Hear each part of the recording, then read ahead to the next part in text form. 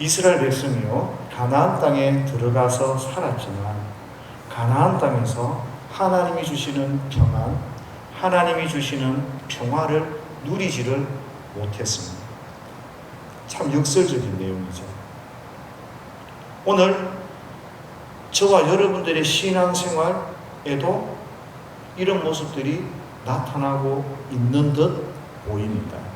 무슨 말인가 하면, 교회에 속해 있으면 하나님이 주시는 그 평안과 감사가 넘쳐야 되는데 그러지 못한 성도들이 꽤 있습니다.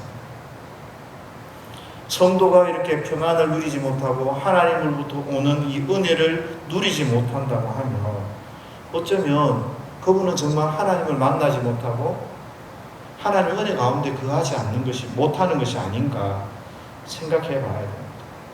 아니면 하나님의 은혜를 맛보기에는 맛봤지만 오늘 이스라엘처럼 믿음을 잃어버리고 신의를 저버리고 자기 마음대로 살다가 교회는 다니고 직분은 받았지만 정말 하나님의 백성답게 살아나지 못하는 그런 모습이 아닌가 고민을 좀 해봐야 할 것 같습니다. 성도는요, 하나님 이야기를 듣고 예수님 생각을 하면 행복해져야 돼요. 그리고 하나님을 생각해서 어떤 어려운 경우나 힘든 경우에도 성도다워져야 돼요. 그리고 내가 좀 손해를 본다 하더라도 하나님의 이름이 먹칠을 당할까봐 조심하고, 또 나에게 좀 좋은 일이 있고 잘 되는 일이 있으면 하나님이 나에게 이렇게 은혜를 주셨구나 하나님 앞에 감사하는 그런 마음들이 늘 그 속에 있어야 하거든요. 그런데 교회에 다니는 많은 성도들이 이런 마음들을 놓쳐버립니다.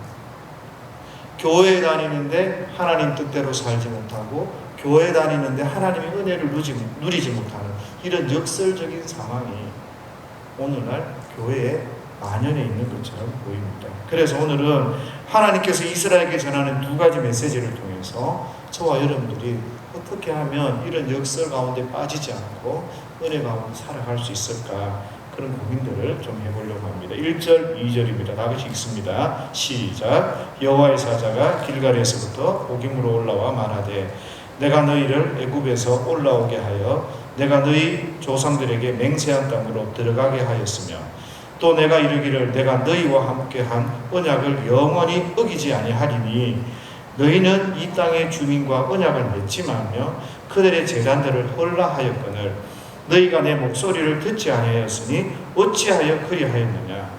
오늘 여호와의 사자가 나타나서 이스라엘을 책망하십니다.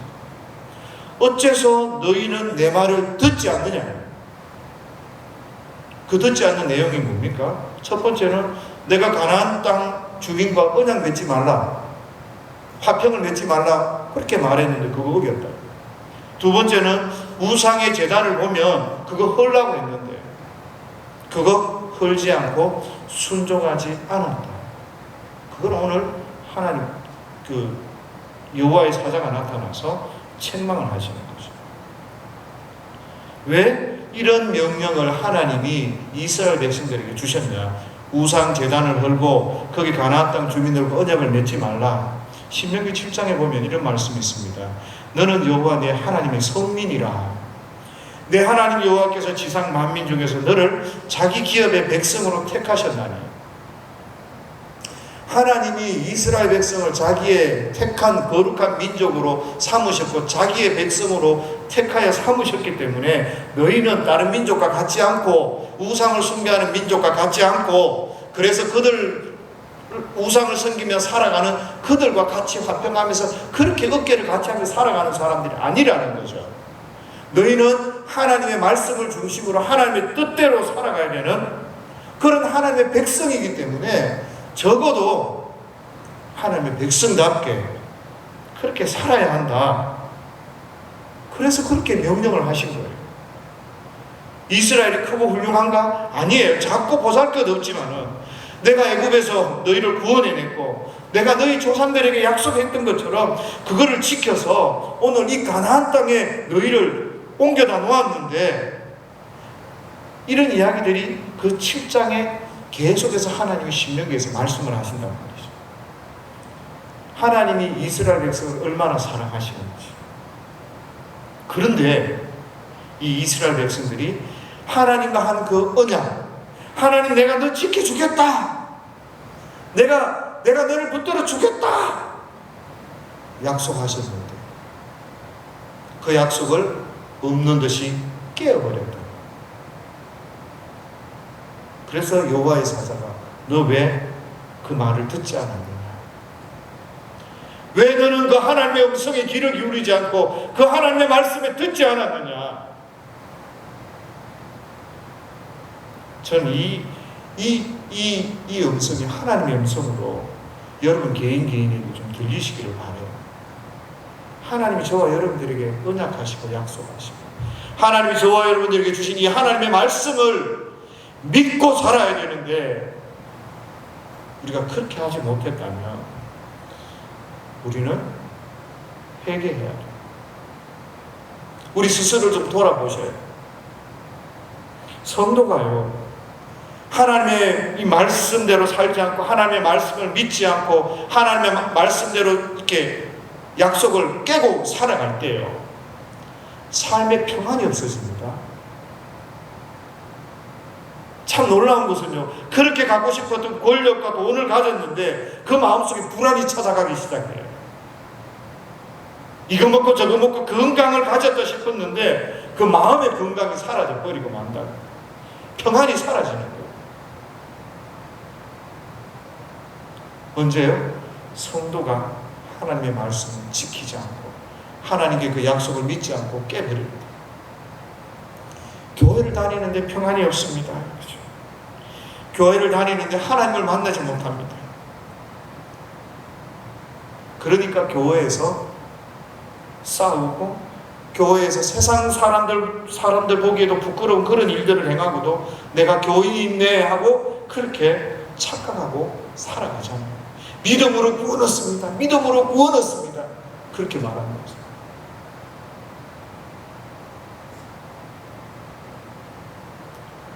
하나님의 사자가 이스라엘 백성 가운데 나타나서 말씀하신 이유는 뭡니까? 회개하라는 거죠. 스스로 좀 돌아보라는 겁니다. 말씀을 어기고 말씀 앞에 불순종하며 살아가는 그런 모습들 좀 돌아보고, 가나안 땅에 있으면 하나님 주신 거기에서 하나님 주신 그 약속의 땅에서 평안을 누리고 하나님을 높이며 하나님 앞에 영광을 돌리며 그렇게 살아야 되지 않겠습니까? 그런데 그 평안을 누리지 못하는 이스라엘의 모습, 하나님의 약속을, 하나님의 그 말씀을 헌신짝처럼 깨어버린 그 이스라엘을 보면서 책망하고 계시는 거예요. 그 내용이 오늘 2절, 1절, 2절에 나타나고 있습니다. 사람들은 여기서 여호와의 사자에 대해서 되게 궁금해요. 그 히브리어는 예호와 말라크라는 말인데요, 이 말라크라는 말이 천사를 가리켜요. 그래서 영어 성경을 보시는 분들은 여호와의 천사가 나타나 이렇게 이야기해요. 그러니까 여호와의 천사가 나타났다 하면 신비롭지 않아요.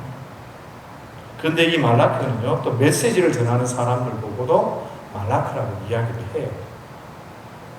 그래서 어떤 데는 천사로 번역하기도 하고 어떤 데는 여호와의 사자로 번역하기도 합니다. 그런데 또 가만히 보면요, 이 천사가 하는 말이 내가라는 말로 시작합니다. 내가 너희와 약속했다라고 이렇게 이야기해요. 천사가, 사자가, 메신저가 이런 말을 할 수 있는 게 아니거든요. 무슨 이야기인가 하면 여호와의 사자라고 표현된 이분이 하나님일 수 있습니다. 그래서 어떤 학자들은 예수님이다라고 이렇게 해석하시는 분들도 계셔요. 다 일리가 있어요. 그죠? 그런데 우리는 잘 몰라요.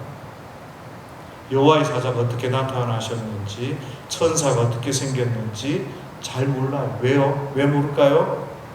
못 봤으니까요. 그런데 가만히 생각해 보셔야 돼요. 본다고 알겠습니까? 천사가 나타나서 내게 말씀하셨으면, 하나님 천사가 나타나셔서 나에게 지금 우리 이스라엘에게 온 이스라엘이 다 알 수 있도록 말씀하시면 그거 뭐 봤다고 알겠어요? 그러니까 그 실체가 예수님이 그렇게 하셨는지 아니면 메신저를 통해서 그렇게 말씀하셨는지 천사를 통해서 말씀하셨는지 그걸 고민하기보다요.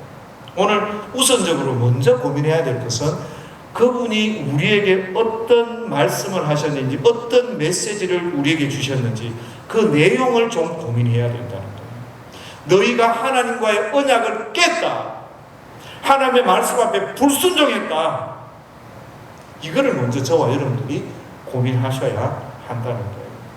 그리고 그 고민 속에서 우리가 고민하고 회개하고 돌아서고 그러다가 나중에 천국에서 하나님 그 여호와의 사자가 누구입니까? 그 고민 확인하시면 될 것 같아요.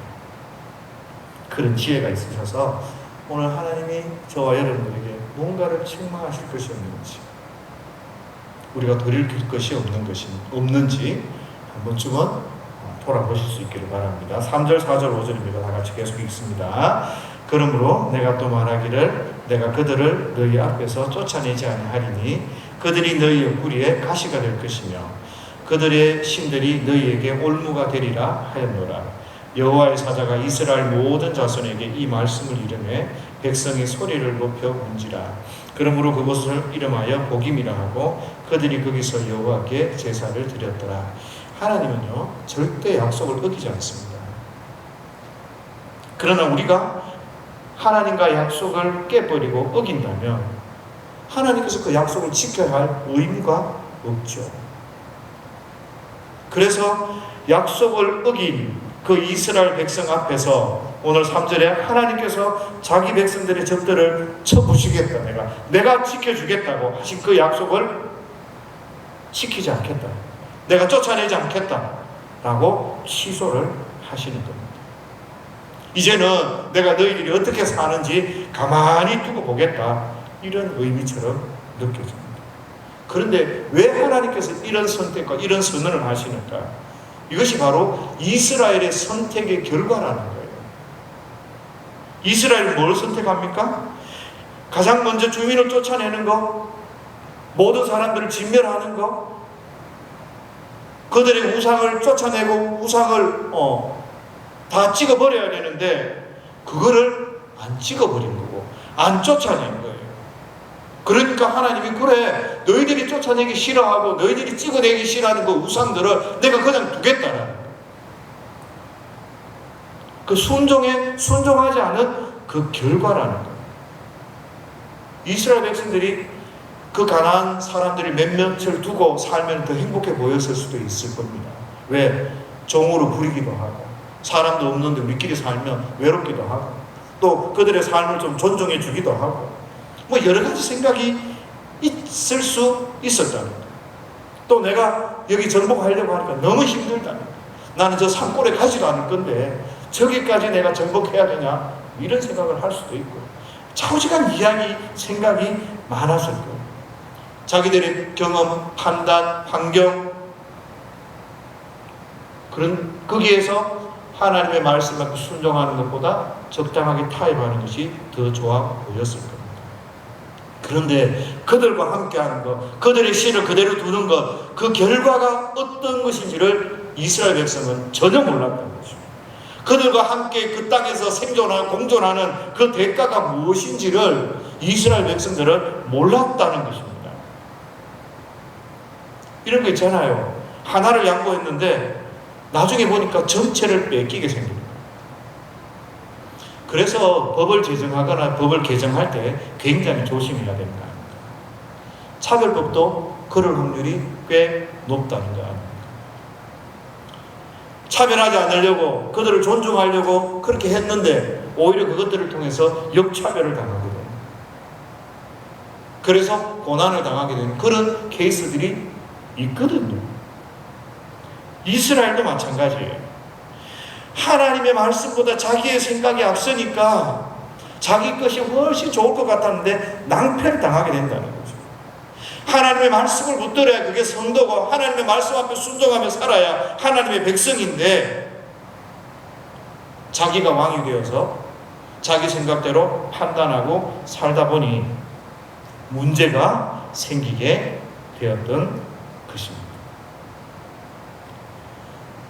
이렇게 그 사사기의 서론의 첫 번째 주제라고 말할 수 있는 언약에 대한 불순종, 하나님의 말씀에 불순종한 이스라엘의 모습이 오늘 5절까지 설명을 하고 있는 거예요. 1장 1절부터 2장 5절까지 이스라엘 백성들은 언약에 대해서, 하나님의 말씀에 대해서 불순종한 그런 모습들을 우리에게 보여주고 납니다. 참 이상하잖아요. 홍해를 가르신 하나님, 이 세상을 창조하신 가장 위대한 그 빼기 되시는 우리 그 하나님을 모시고 가나안 땅을 정복해 들어가면, 그리고 하나님께서 도와주겠다 말씀하셨으면 가나안 땅 정복해서 들어갈 때 막 파죽지세로 막 해서 나가야 되거든요. 그런데 가나안 땅을 정복을 못하는 거예요. 이스라엘 백성들의 이 무능력의 원인이 오늘 하나님은 뭐라고요? 불순종이 있다는 거예요. 하나님의 말씀 앞에 불순종하니까 너는 능력이 있고 너는 똑똑한 것 같고 너는 잘할 것 같아도 안 돼. 하나님의 말씀 앞에 순종하고 하나님을 높여야 돼. 이런 교훈을 저와 여러분들에게 주는 거죠. 가나안 땅에서 하나님 주시는 그 가나안 땅에서 살지만 말씀에 순종 안 하니까 무능한 백성, 평안이 없는 백성, 하나님을 만나지 못하는 그런 안타까운 삶이 드러나고 있다라고 결론을 맺어주는 게 지금 2장 5절까지입니다. 그리고 두 번째 주제가 이제 2장 6절에서부터 3장 6절까지 두 번째 주제가 시작되는데 그 앞부분이죠. 그죠? 6절에서 10절까지 길지만 다시 한번 읽어보면서 여기에서 뭐가 우리 눈에 가장 눈에 띄는가, 그게 뭔지를 한번 생각해 보시면서 6절부터 10절까지 다시 봉독합니다. 시작. 전에 여호수아가 백성을 보내매 이스라엘 자손이 각기 그들의 기업으로 가서 땅을 차지하였고, 동안과 여호수아 뒤에 생존한 장로들 곧 여호와께서 이스라엘을 위하여 행하신 모든 큰 일을 본 자들이 사는 날 동안에 여호와를 섬겼더라. 여호와의 종 눈의 아들 여호수아가 110세의 죽음에 무리가 그의 기업에 경내 에브라임 산지 가스 산 북쪽 딥낫 헤레스에 장사하였고, 그 세대의 사람도 다 그 조상들에게로 돌아갔고, 그 후에 일어난 다른 세대는 여호와를 알지 못하며 여호와께서 이스라엘을 위하여 행하신 일도 알지 못하였더라.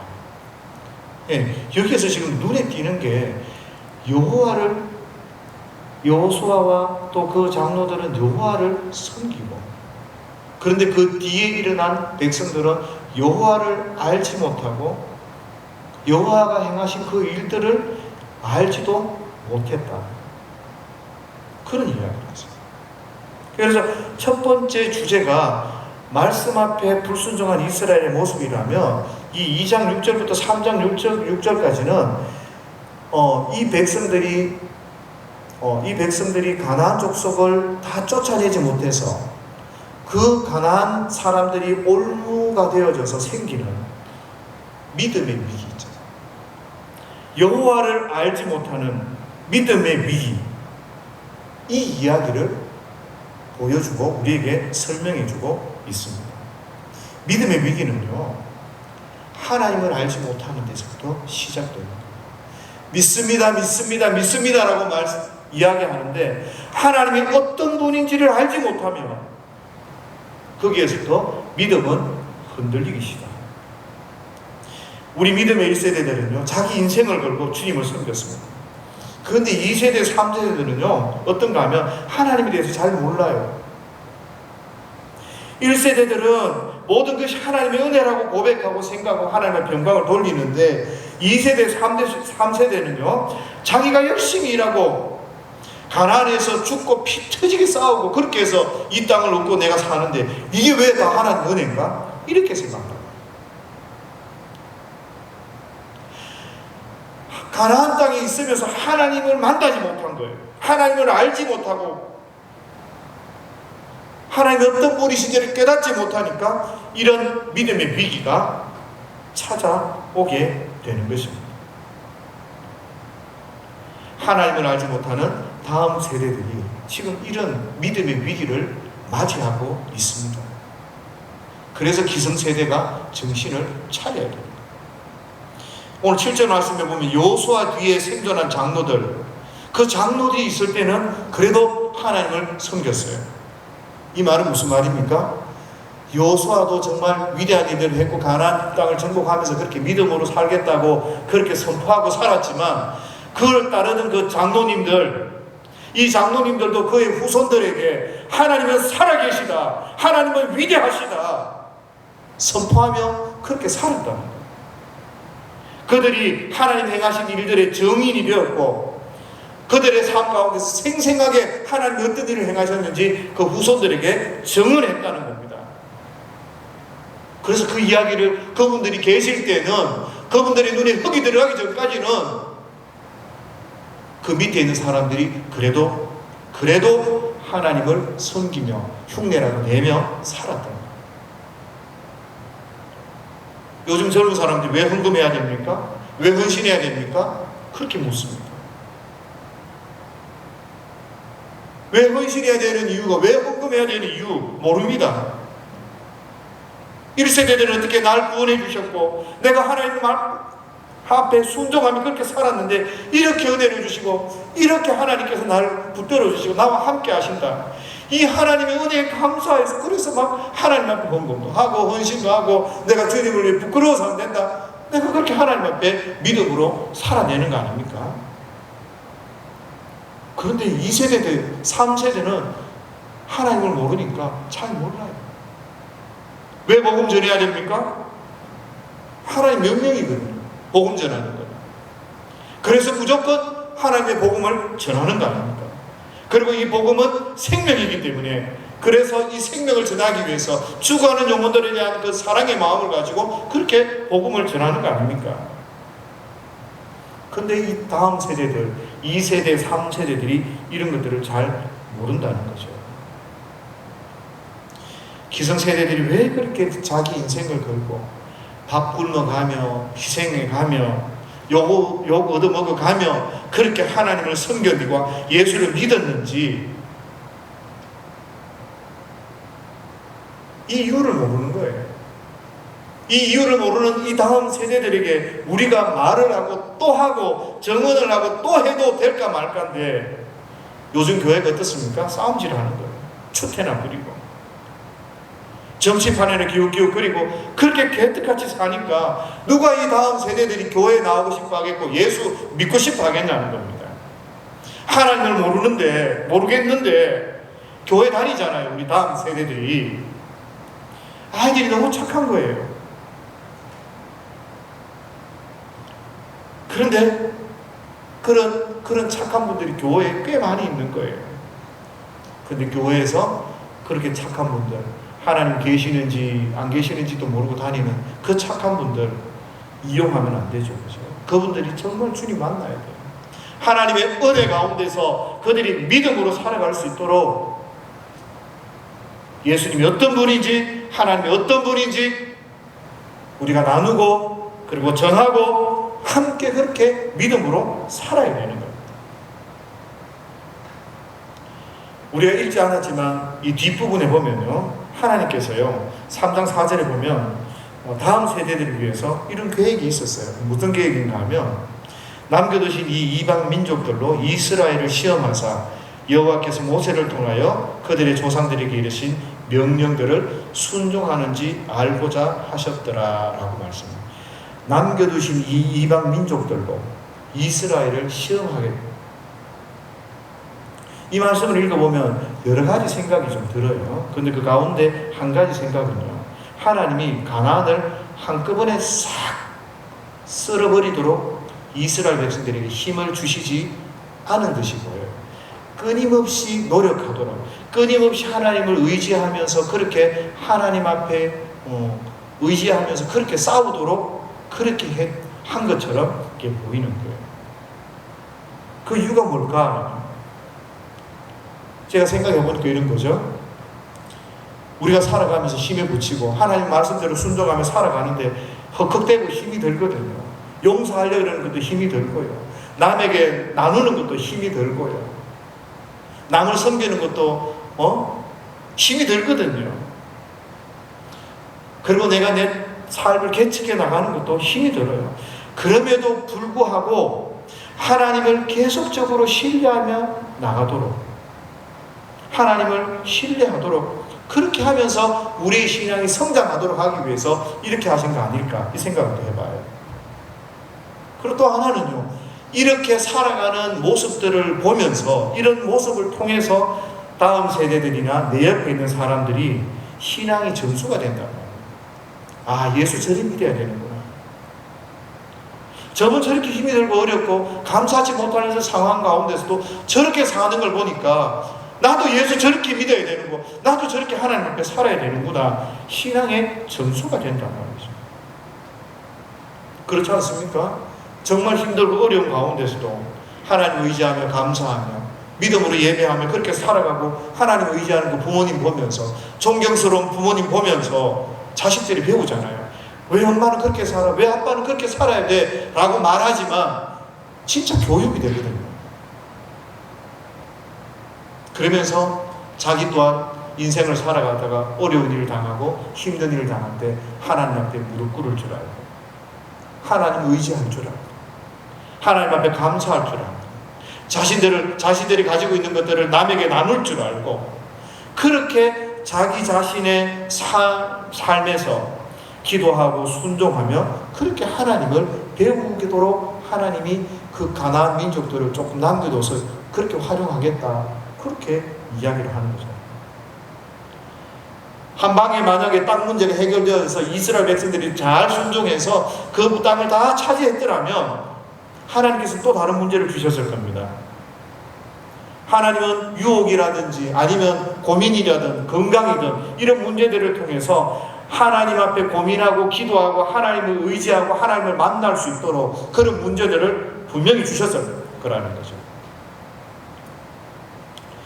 누구든 자기 인생 가운데서 하나님을 만나지 못하면 하나님 못 만납니다. 예수 못 믿습니다. 부모의 신앙이 그대로 자식에게 전수됩니까? 전이 됩니까? 그런 신앙은 없습니다.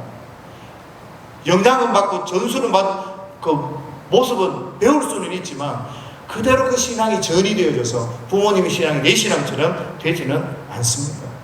자기 자신의 삶에서 하나님 앞에 결단하고 하나님을 만나고 해야 되는데 그 상황과 조건이 다른 거죠.